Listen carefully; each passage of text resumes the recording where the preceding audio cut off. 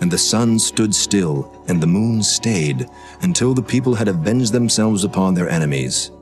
Is not this written in the book of Jasher? So the sun stood still in the midst of heaven, and hasted not to go down about a whole day.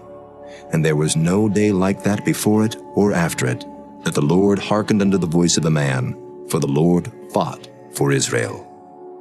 And Joshua returned, and all Israel with him, unto the camp to Gilgal. But these 5 kings fled, and hid themselves in a cave at Makkedah. And it was told Joshua, saying, The 5 kings are found hid in a cave at Makkedah. And Joshua said, Roll great stones upon the mouth of the cave, and set men by it for to keep them. And stay ye not, but pursue after your enemies, and smite the hindmost of them. Suffer them not to enter into their cities, for the Lord your God hath delivered them into your hand. And it came to pass, when Joshua and the children of Israel had made an end of slaying them with a very great slaughter, till they were consumed, that the rest which remained of them entered into fenced cities.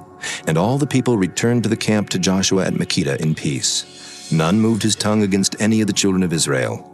Then said Joshua, Open the mouth of the cave, and bring out those 5 kings unto me out of the cave. And they did so, and brought forth those 5 kings unto him out of the cave, the king of Jerusalem, the king of Hebron, the king of Jarmuth, the king of Lachish, and the king of Eglon.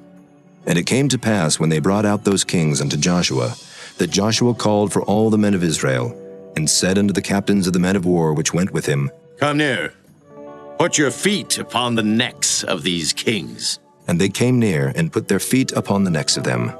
And Joshua said unto them, Fear not, nor be dismayed. Be strong and of good courage.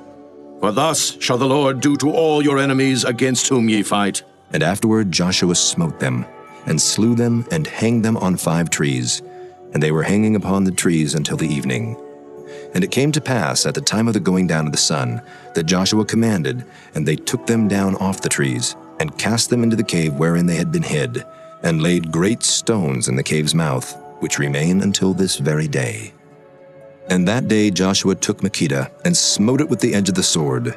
And the king thereof he utterly destroyed, them and all the souls that were therein. He let none remain. And he did to the king of Makkedah as he did unto the king of Jericho.